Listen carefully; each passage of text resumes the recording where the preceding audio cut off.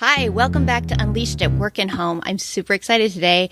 I have Jean Donaldson. You know Jean Donaldson. Everyone knows Jean Donaldson. She is the director of the Academy for Dog Trainers, and I invited her today to talk to me about scarcity and how that shows up in the world. And to start with, I thought we'd start with resource guarding because who knows resource guarding better than Jean Donaldson? So hi, Jean. Welcome. Hi, Colleen. I'm very happy to be here. So let's start with resource guarding. What is it?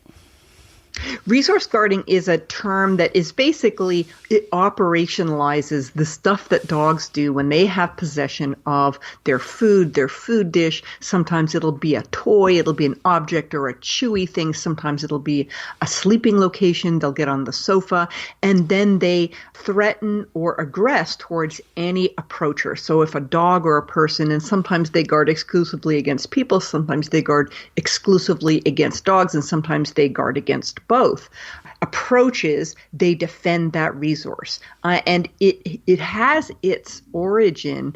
It's great that the topic here is scarcity insofar as animal predators evolved amid scarcity. So there would be differential survival depending on how well animals were able to obtain and defend scarce resources. And the big ticket ones are food and females. And in the case of pet dogs, we see the defense of food kind of bleed out into kind of less adaptive things, such as inanimate objects. So a border collie might guard his tennis ball, even though that's not going to make or break his survival. It's the same software program that is running. Which is fascinating, isn't it? Because it really is. Just like, I need it. It's Animal Planet in our living room. I mean, we all pay money to get cable channels so we can watch lions on the open plain, growling each other off their bit of carcass. And we have that right in our own living rooms. Mm-hmm. And some animals are better at it than others in terms of that whole idea of the predator who controls the resources wins.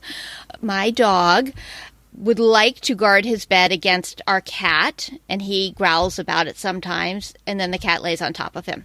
So he's attempting resource guarding, but he isn't really very successful at it. It's wholly unsuccessful. I mean, that's a great point because in pets, there's no longer selection pressure. So if there's a dog who doesn't guard resources and doesn't guard food, doesn't guard anything, or like your dog is just pants at it, I mean, he can't do it properly, they don't get selected out of the gene pool the way it happens in wild populations where it becomes actually a fixed trait because anybody who doesn't do it is outperformed on the evolutionary playing field. So in dogs, you see this drifting of the trait all over the place where it can sometimes fire at the wrong thing. Dogs will guard tennis balls, or they don't guard at all, or they do it partially, or they do it kind of in a dumb way because the selection pressure is lifted. And so these wonky variations can come on stream. And sometimes when people are talking about resource guarding, we act like we don't have any. Oh, yeah. No, plenty of people do. I mean, I think we can absolutely get very defensive about our stuff. And we have entire systems of law that have to do with theft and burglary and embezzlement and so on that we don't want anybody touching our stuff either. I know. Whenever someone would talk to me about their dog, I'd be like, and so if I just grab your car keys and go, we're good, right? And they'd be like, no. Like, very true. That's the point.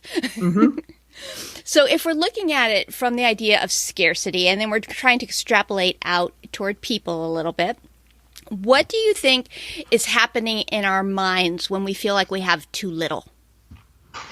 When we have too little, I mean, my guess is that it probably has some tentacles leading way back into our evolutionary history where there was, again, differential survival, differential reproduction, depending on how well we were able to maintain the key things of life. And certainly we see it in things like sexual jealousy, where we want to assure our partners are faithful. Males want to assure paternity of their children. I mean, we can override that with our better angels. But the basic sort of evolutionary software is that if key things that we need to survive and to reproduce are not present or are in short enough supply, then that becomes actually somewhat of an emergency. And I think then we can kind of extrapolate that out to things that are probably, we're many of us, certainly in developed countries, we're not underfed,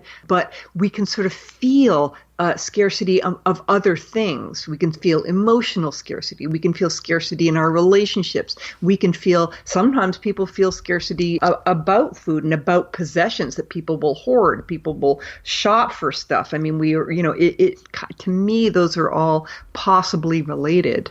I think they are too. Not a scientist, can't prove it, but I definitely think that those elements all feed together for that idea of trying to control what we can and keep what we need and gather it. And so that leads to sort of a feeling of anxiety and a desire to control situations in our environment. So in dogs, what do you say we should do to try to mitigate that? I mean, in dogs, it used to be. So way in the old days, it was seen sort of as an act of insubordination. It was basically just misbehavior, and people were very heavy-handed. Now we understand, first of all, that there's, not a great side effect profile to those kinds of aversive techniques. And the other thing we recognize is that it is born of a sense of scarcity. It's born of a kind of paranoia. The dog is not being insubordinate. He's being paranoid. He's being desperate in a way that if he, in his mind or in sort of his deep psyche, if he loses this bone, he could die. And so he has to run the software. And so our treatment now is centered around teaching the dog that, in fact, when would-be usurpers approach, we're not approaching to take his stuff away and leave him to starve. We're approaching to give. And so we do object exchanges, we do additions to the food bowl, and over time, conditioning. Luckily, animals also evolve this capacity to learn. They have this great plasticity. So if we play our cards right and we do it well, the dog learns that, boy, you know what? He wasn't approaching to take my stuff away. He was approaching to hold it while I got a bonus, and then I get my thing back. And they can readily learn that. And so it's a very gratifying problem to teach, because you get to see the dog go from this paranoid scarcity mentality being to one who feels a lot safer in his world. Mm-hmm. And I think that feeling of safety depends so much on some certainty about what might happen. And you're creating a story that whoever is coming for good.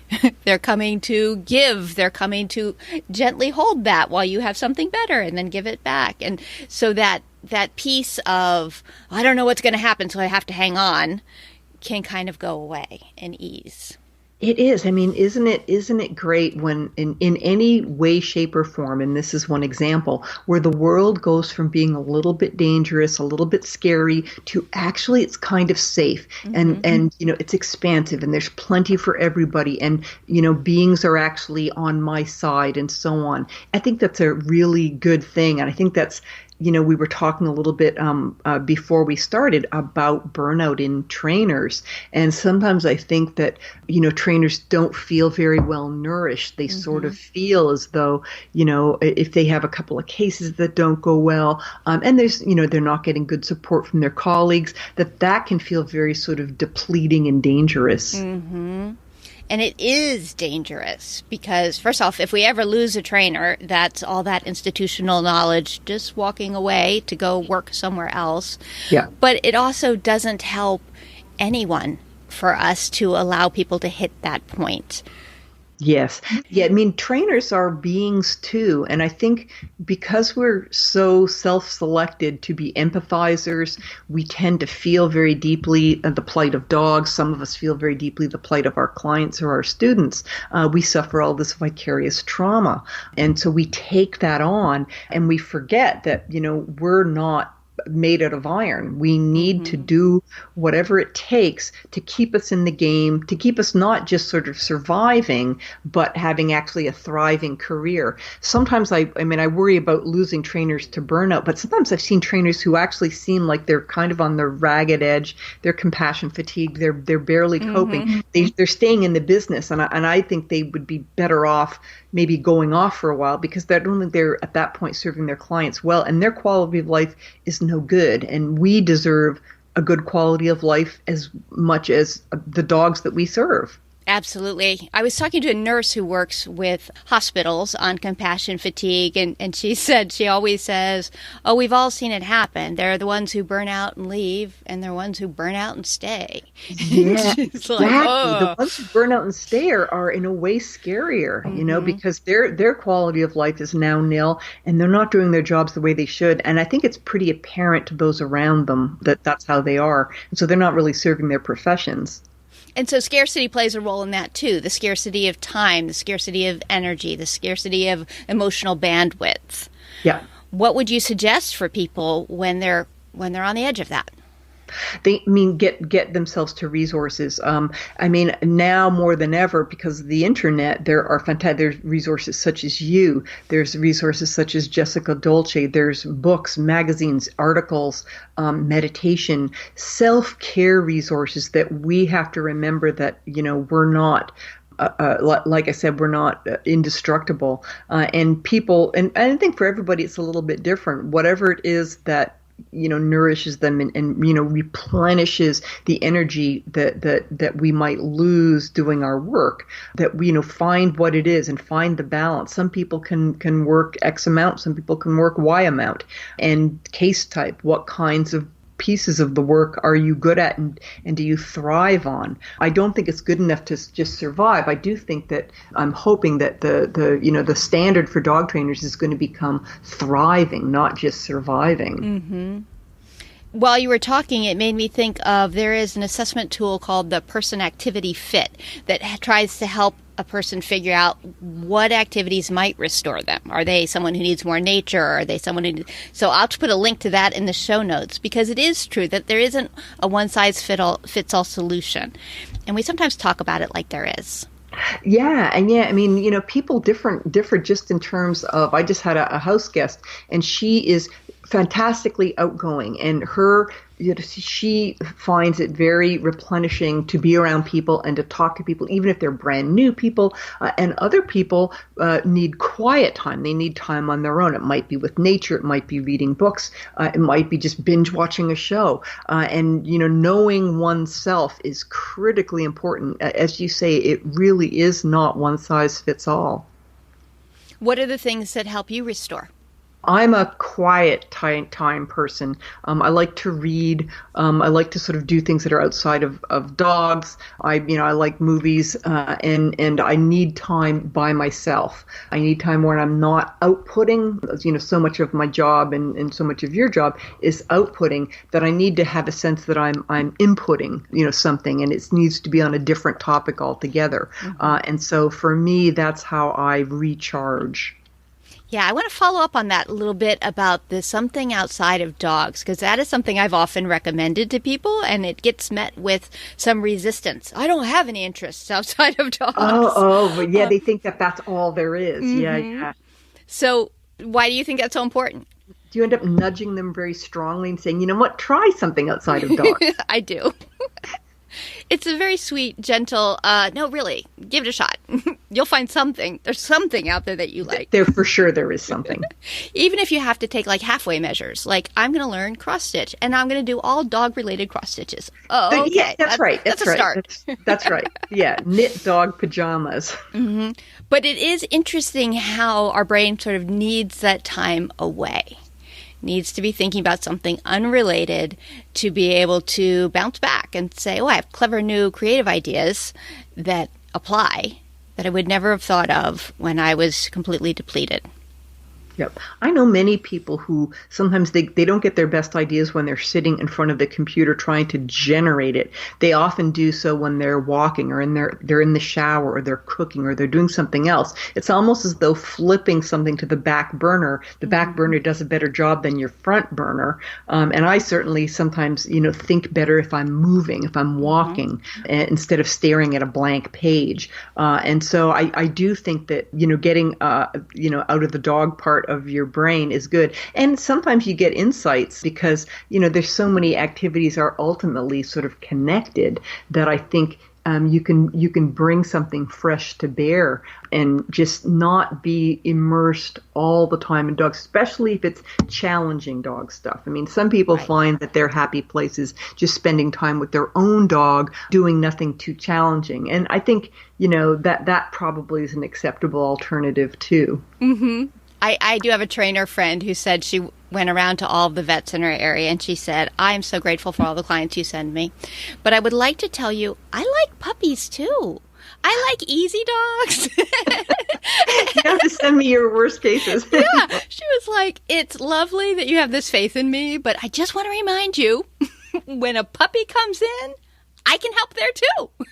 And we're increasingly, as pet dog training has become a bona fide specialty, we're increasingly in a place where, depending on one's market where you're living, you can sometimes specialize more. And so you don't have to be a jack of all trades. You can say, I found that my thing is classes or my thing is puppies or, like for me, now I don't do many cases, but when I do them there, it's a chow.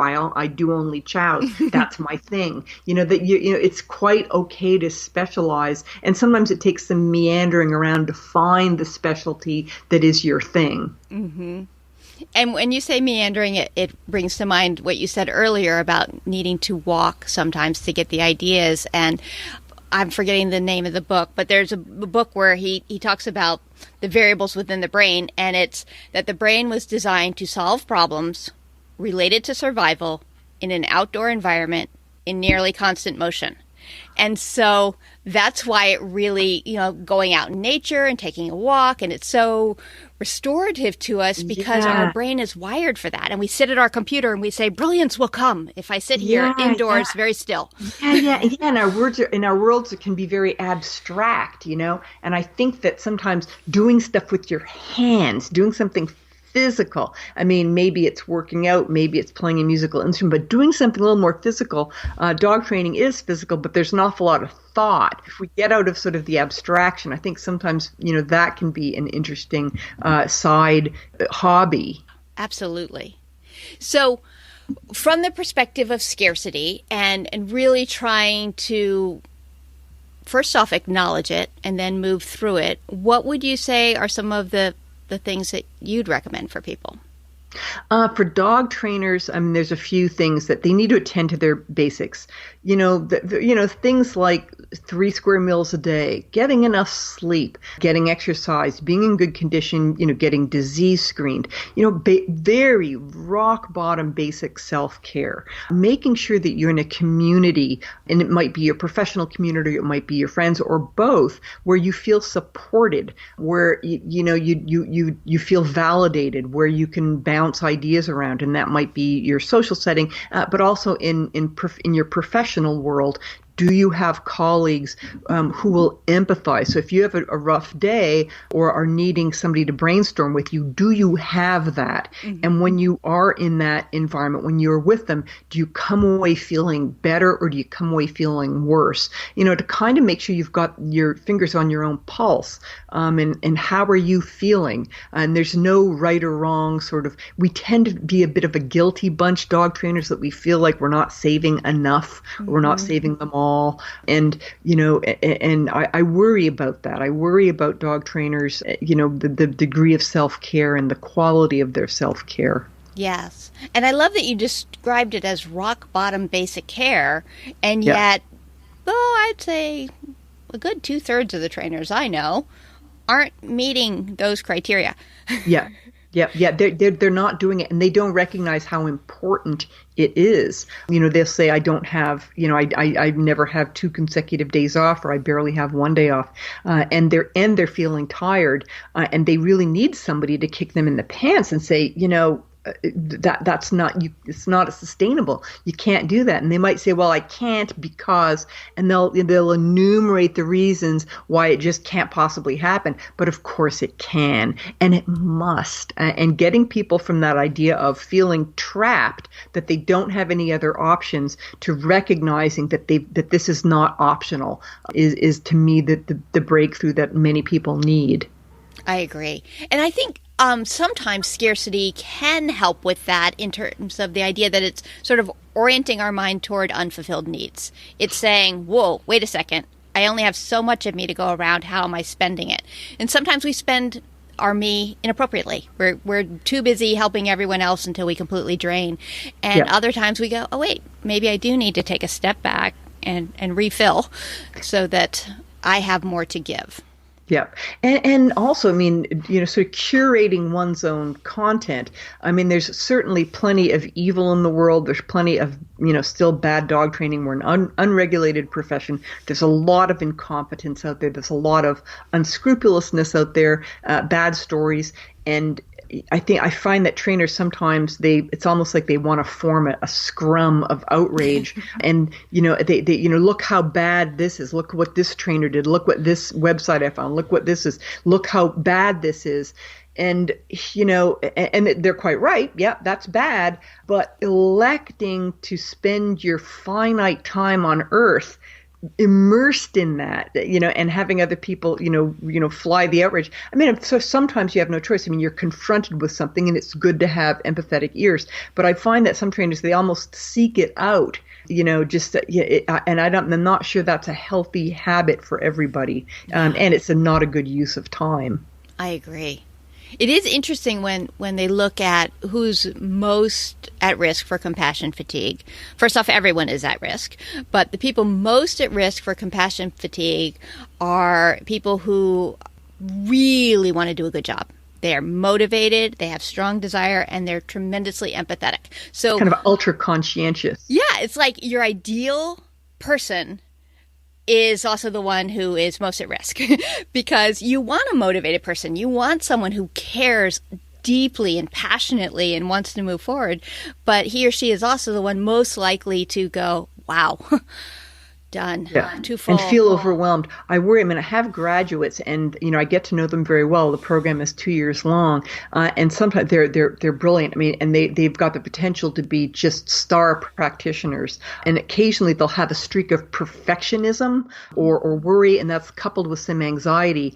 And I worry about them. I worry about once they collide with the real world. And I often say that in dog training, we're in the lemonade business where we understand principles and so on. When it collides with the client, collides with the reality, we're stuck sort of, making do and doing the best possible, approximation of an outcome given the constraints of the client and the dog and so on. And I worry about the perfectionists. And that's the type that you were just describing, the kind of hyper conscientious, everything must be exactly so. And when you're in an academic setting, you can certainly pull out all the stops and get a very good or a perfect grade. But out there in the world, that can, I think, end up depleting them. And once again, we'd be losing in many cases the most talented people that we can't afford to lose. Mm-hmm. And that's a huge problem in the veterinary community because so many vets are the high achieving, always did amazing in school, got a good grade, and then they come out into the real world and they know the very best practice for this case, and they are faced with limited resources, both in terms of equipment available in their facility, but also financial ability of their clients. And it's very difficult and frustrating and causes a lot of stress. Yeah, and they can be put in a terrible situation. I know veterinarians, it'll be the case. They come out of school, they've got massive student debt, they've got overhead, they've set up a practice. In many cases, they're owners or part owners of a practice, and they're under colossal financial strain. Owners come in and kind of do what I call the protection racket, where they say, you must treat this. I'm not going to pay to treat this animal. You must treat this animal, otherwise you are heartless. Mm-hmm. And wow. I mean, that kind of person, the owner is the one who's bonded to this animal and they're not willing to pay. They think the veterinarian is somehow a mercenary or financially motivated, and they put the veterinarian in that position. that is just so unacceptable and such a cruel thing that people do to veterinarians who would be out of business if were they to try and operate that way. It's just not tenable. We would not have veterinarians. And so I do feel very protective of veterinarians for that and other reasons. And dog trainers get that to some degree as well, that, we're expected to do it for love, not money. But that's, again, it's not sustainable. We need to put bread on the table like everybody else. Mm-hmm. I can't tell you how many veterinarians I've talked to who've said they've been accused of being in it for the money. And before the first one said that to me, that had never once crossed my mind that anyone said that to a vet. I admit that's a little myopic of me, but it just hadn't occurred to me to yell at my vet and complain about the pricing. Yet it's something they've all said it to me, that sooner or later someone says, you're just in it for the money, you don't even care about animals. And dog training often is seen as like you need veterinary care, but dog training is a bonus and a frivolous activity and, just nice to have and fun. And so that emotional manipulation plays there too sometimes, because when you're charging something and people go, that much? There can be a desire to lower it. Oh. Yeah, I see it. I see it all the time, and I try to encourage dog trainers to not own that. So if a client is that way, they're consider it a filter. The client is that's the way they're being, and coming back again to scarcity mentality. Mm-hmm. We have a sense that, oh my God, if I don't take this client, I'm going to die. You don't have to take all comers. You don't have to work with all people. And if people advertise at the outset that they don't value your services, they don't value you, they don't value the dog, and they are implying that you are somehow inappropriately pricing your services, give them the door. Quite honestly, that we it's far too important to protect dog trainers than to let that person go, and if they want to bargain, let them go elsewhere. Mm-hmm. Well, I think that was such a beautiful summation. That seems like a really good spot to end. So thanks so much for coming on Unleashed today. If people want to learn more about you and your work, where could they do that? The best place to go is to our website, which is academyfordogtrainers.com. Thank you. Do you want to feel stronger, happier, and more resilient? Let's face it, who doesn't?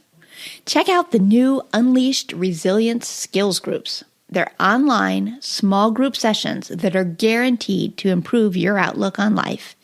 Visit ColleenPilar.com for more info.